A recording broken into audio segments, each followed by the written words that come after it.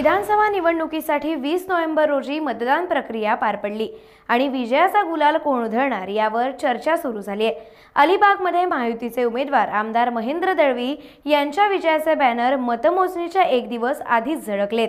सेनेचे रायगड जिल्हा प्रमुख राजा केणी यांनी दळवी यांचे अलिबागमध्ये बॅनर लावले आहेत।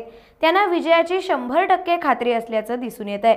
या बॅनरवर सौ सोनार की एक लोहार की असा मजकूर पाहायला मिळतोय।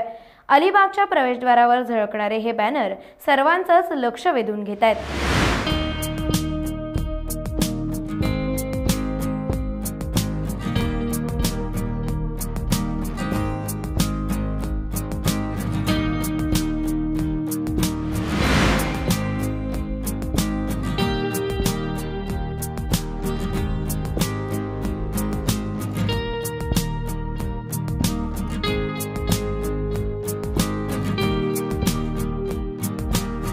टाइम्स डिजिटलला लाईक करा, शेअर करा, सबस्क्राइब करा आणि बेल आयकॉन दाबायला विसरू नका। Times digital.